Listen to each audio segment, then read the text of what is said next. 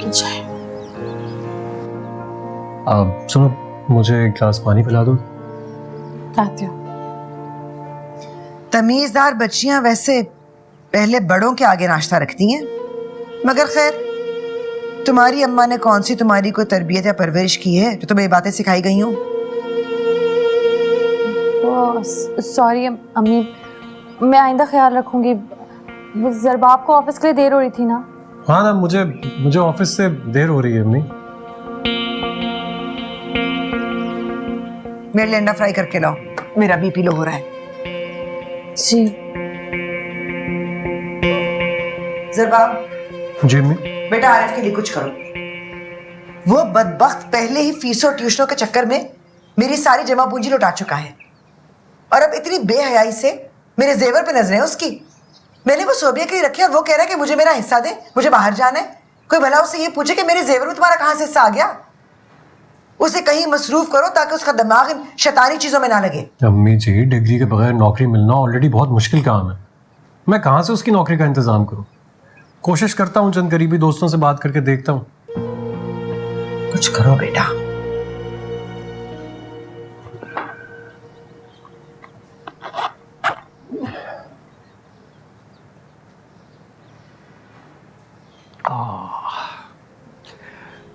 तुम्हारी माँ भी बहुत अच्छी चाय बनाया करती थी। अच्छा रंग, खुशबूदार। पहला घूंट भरते ही लगता था जैसे तबीयत हशाश हो गई। आप बहाने बहाने से अम्मी को याद करना नहीं भूलते? बहुत चाहते थे ना उन्हें।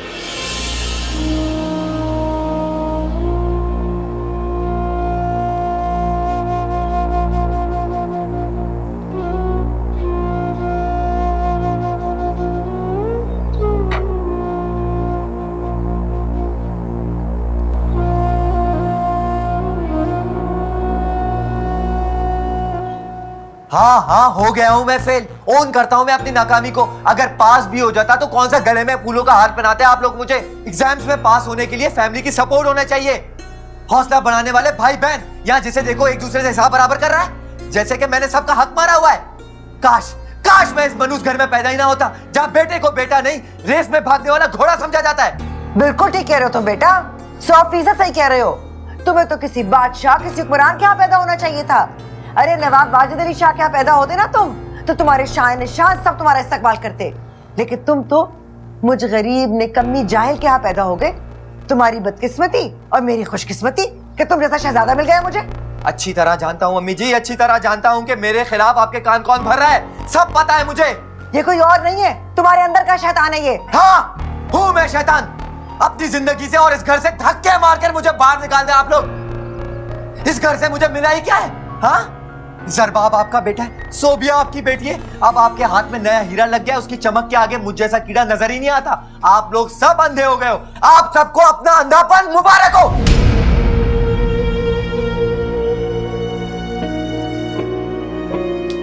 पागल हो गया ये।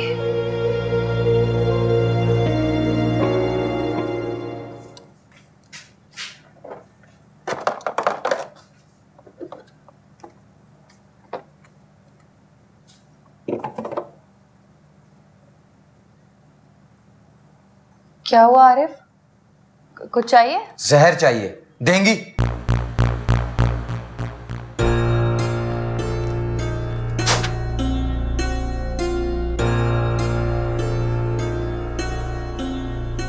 देख लिया मुजफ्फर साहब, हमारे बेटे को कितना ख्याल है हमारा। हाँ तमकरत बेगम, मैंने रामिश की आंखों में वो सारा खुलूस और प्यार अपने लिए देखा है।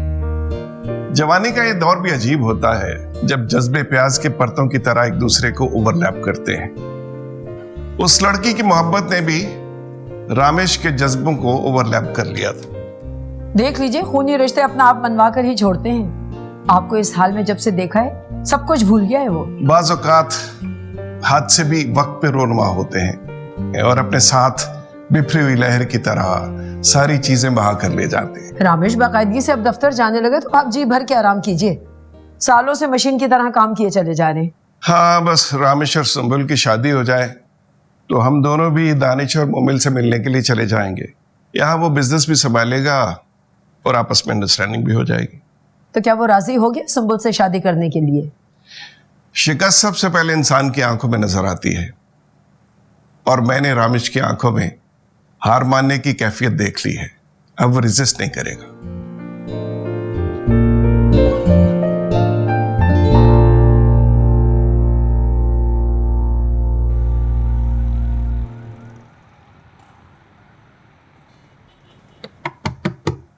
यस चाचा, अस्सलाम वालेकुम। सलाम अलैकुम। कैसे मिजाज? अल्लाह का शुक्र है। बैठिए ना। भाई साहब कैसे? माशाल्लाह बहुत बेहतर है बाबा। डॉक्टर ने 1 हफ्ता आराम के लिए कहा है। इंशाल्लाह नेक्स्ट वीक से ऑफिस ज्वाइन कर लेंगे।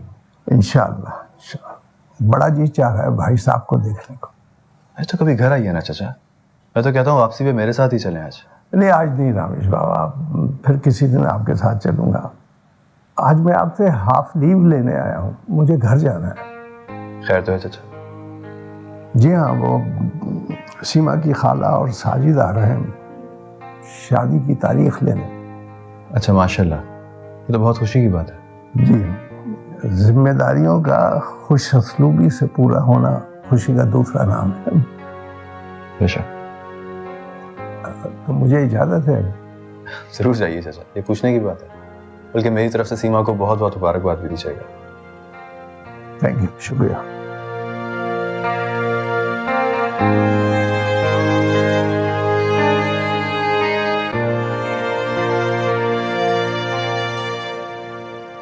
जाने दो सोबिया, कहते हैं बेमुरवत लोगों के सामने शिकवे शिकायतें करना भैंस के आगे बीन बजाने के बराबर होता है। इंसान अपने वक्त और अल्फाज दोनों बर्बाद करता है। मैंने कुछ बुरा नहीं किया तुम्हारे साथ, और मैं क्यों चाहूँगी तुम्हारा बुरा? हम बचपन के दोस्त हैं। मुझे तो मालूम भी नहीं है तुम लोग का मामला कब शुरू हुआ और कब खत्म हुआ। वैसे भी तुम तो रहने ही दो। तुमने कौन सा मेरे साथ अच्छा किया है? तुमने भी पूरा अम्मी के कही हुई बातों का बदला लिया है मुझसे। खैर जाने दो इन पुरानी घिसी पिटी बातों को। अगर मेरे दिल में तुम्हारे लिए कोई शिकवा शिकायत होती ना तो मैं तुम्हें फोन करके अपने घर नहीं बुलाती। वैसे इतनी मिन्नत समाजत के बाद तो तुम आई हो। तो मैं क्या करूं? अगर अम्मी को कानों कान भी खबर हो गई कि मैं तुमसे मिलने आई थी तो मेरी तो खैर नहीं है। चलो छोड़ो, और बताओ कैसी है तुम्हारी भाभी साहिबा? बहुत खूबसूरत। तुम्हें एक बात बताऊं, वो जो जरबाब भाई है ना, जो तुम्हारे आगे पीछे घूमा करते थे, अब तो उनकी नजरें भाभी साहिबा के आगे से हटती नहीं है।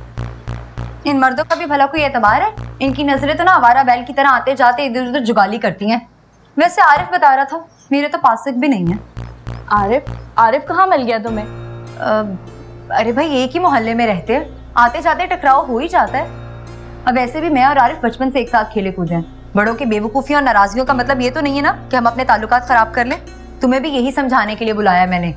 तुम्हारी अम्मा का पारा जरा नीचे आने दो, फिर मैं तुम्हारे घर चक्कर लगाऊंगी। अब मैं तुम्हारी भाभी नहीं बन सकी तो क्या हुआ? वी आर स्टिल फ्रेंड्स यार। अच्छा ही हुआ कि हम नन भावर नहीं बन सके। क्यों? क्योंकि दोस्ती से अच्छा और बड़ा रिश्ता कोई हो ही नहीं सकता। क्या हुआ? बड़ी जल्दी भाभी से दिल खट्टा हो गया तुम्हारा? खट्टा तो होना ही था, उनके कारनामे जो ऐसे हैं। क्यों? क्या हुआ? रिश्ता मेरे लिए आया और बन सवर के ड्राइंग रूम में जाके खुद बैठ गई। फिर